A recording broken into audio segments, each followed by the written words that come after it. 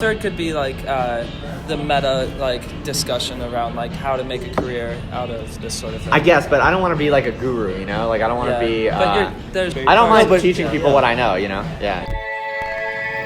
I love, like, I want to do, just for me, like, simple thing, just I like more literary writing, and, like, even though I think I like math, I find I haven't enjoyed data-driven writing as much. Not that I don't think it's important or, like, probably more rigorous or something. Yeah, we all have our tastes. It's just, like, yeah, I guess in the end, like, the ideas that stick with me tend to come from a more literary place. Who are your favorite literary authors? I like Dickens. I like P.G. Wodehouse a ton. I don't know if you consider these like like the point is like my thinking ends up being driven by like just like more like probably just emotional. Rousseau too. Yeah, Rousseau. I love Rousseau. Like, I like Rousseau. Ben Franklin. Like, nice. There's like but people who they appeal to emotion kind of a ton, but it's not even like that's not the way they're thinking about it because they're not trying to rise to the level of like a rigorous. Like Rousseau, for example, you mentioned like people, the most probably well known is Discourse, just like on equality, and like it's just kind of a straight inductive argument from his brain from first principles. He's not really looking to like prove anything. Talking about the first Discourse. Second, right? Oh, okay. The on equality, right? Yeah. But like he's just like running with like how do we develop like language? Like why do we develop economy? Like, these are pretty nowadays in school. Like no one allows you to take on big ideas all at once, right? You have to like sort of they expect you to like pick some. Right. So, like, anyway, point being that, like, in order for that stuff to seem compelling, I feel like it's from, like, the literary character and, like, the English. And, like, everyone here, like, seems to, like, be interested in speaking well and, like, obviously speaking persuasively or whatever else. So, like, I guess my question to you is, like, do you see the project, when you're using data, do you feel like you've been able to connect with the people in your audience as much on the data level as you have just on, like, pure, like, the way you speak and...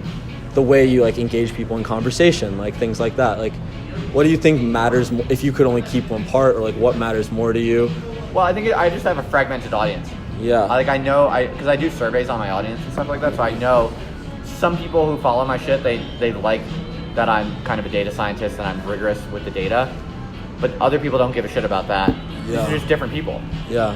And I think that's an asset.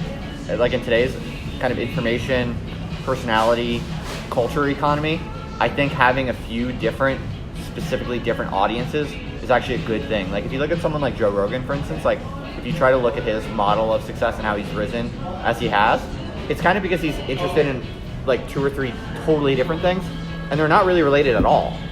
But he was able to basically like draw people in from these very different communities, and then like through his personality, he pretty much created this kind of like life world that was somehow kind of like hospitable to all of these different types of people.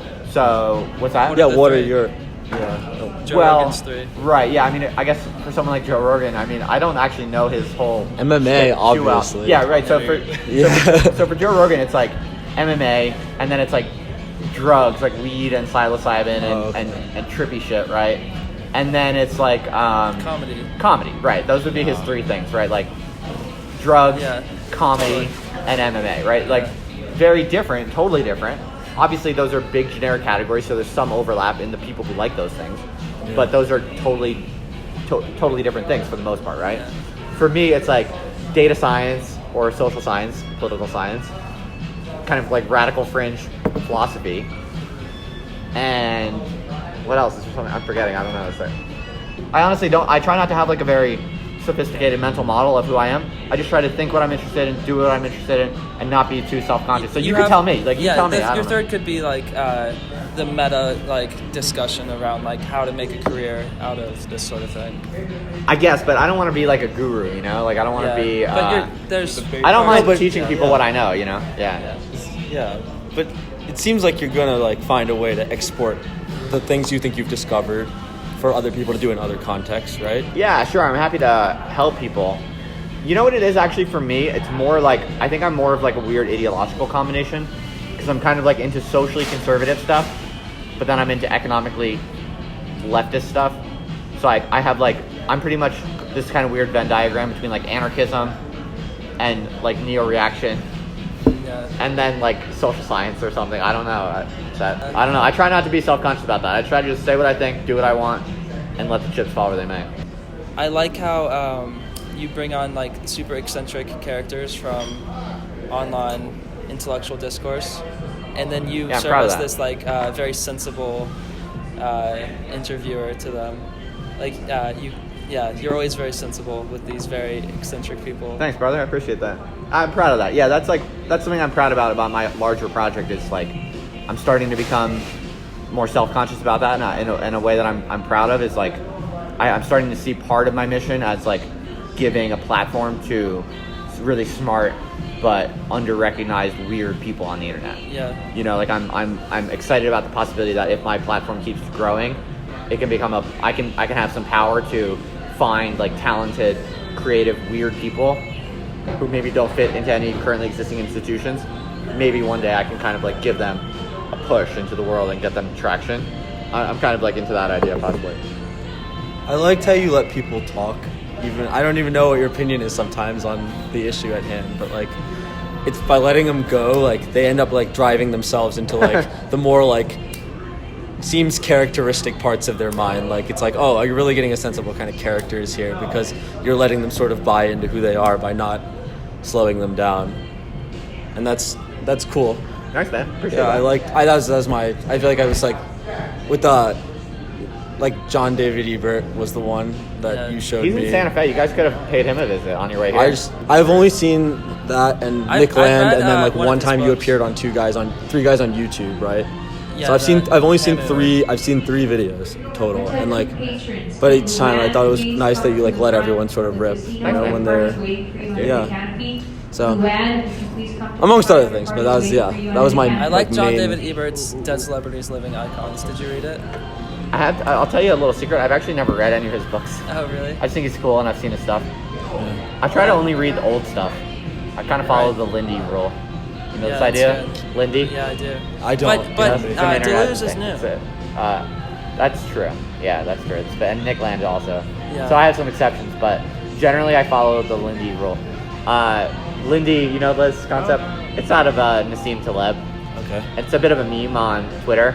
#Lindy. There's like a whole there's a whole Nassim Taleb like Twitter sphere. Do you know this? Oh yeah, I do.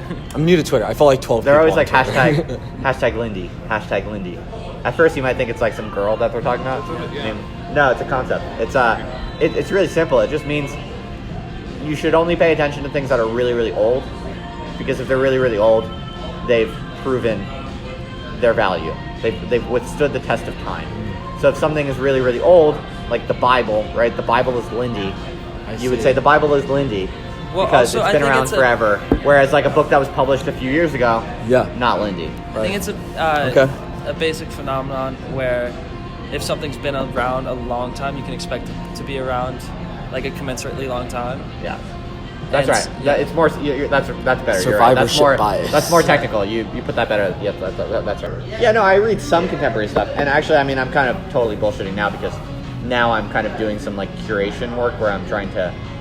And now I am actually trying to monitor up and coming stuff as part of my project. But when it comes to books, I generally don't read like new books. I've been like. I want to get into classical philosophy more, but I also like feel like I need to read the like more recent, more just like theory and stuff. And are you saying classical philosophy over theory? Well, I'm saying I do abide by the Lindy principle. I think the Lindy principle is legit and it's a good rule of thumb. But I think also a good rule of thumb is do whatever you're interested in. Like if there's a book that just came out and you're actually affectively drawn to it, then read it. Like I'm a big fan of following affective drives, and I think that's a very Spinozan, Deleuzian thing. It's like if you're just if you're drawn to it and you're actually feeling the physiological response of like I want to read this, I'm curious, I'm motivated to buy or pick up this book, then fucking do it. Yeah. So I can share my strategy, which is to try to work backwards, because the recent stuff will seem more relevant and exciting, and then you start to peel back the layers and see the relevance of the older stuff. That's good. That works. Definitely. Yeah, people should have their own strategies for sure.